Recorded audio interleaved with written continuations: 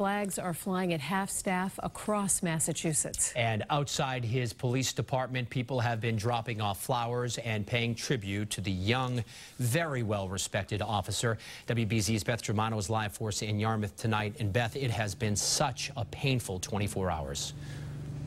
Well, David, as you can well imagine, so many people describe an almost helpless feeling. So they do what they can. They've been coming here all day to the Yarmouth Police Department. As you indicate, they've been leaving flowers. They've been leaving food.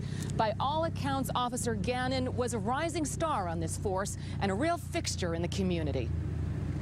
It's devastation. It's beyond words.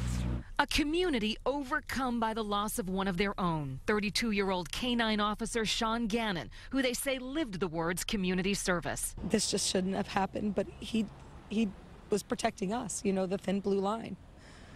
He was protecting us and doing his job. There was an outpouring at a memorial to fallen officers where his name will now be included, and prayers at his cruiser where flowers and tributes are pouring in. Sean Gannon's former high school teacher at Bishop Stang in Dartmouth says he talked often of being a police officer and followed his dream. He was very passionate about it, and he put his whole soul into that work. Officer Gannon was on the Yarmouth force for 8 years. The station now draped in bunting in his honor. Beyond the job, he volunteered with Big Brothers Big Sisters and was always in the community with his trusted K-9 partner Nero.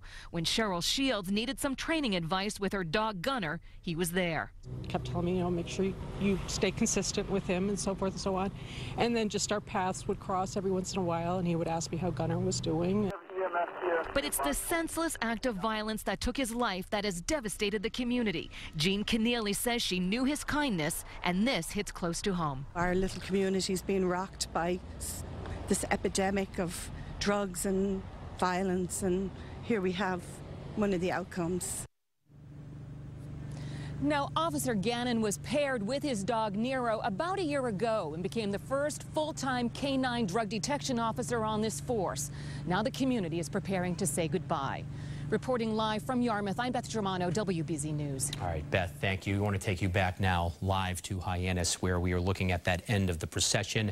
This is the funeral home of Doan, Beal, and Ames, where you can see the flag-covered casket carrying the body of Sean Gannon is making its way into the funeral home. The officers there saluting that casket. Such a painful day for so many people on Cape Cod and beyond, and the finality of that picture as they stand there, standing vigil and watching that coffin pass.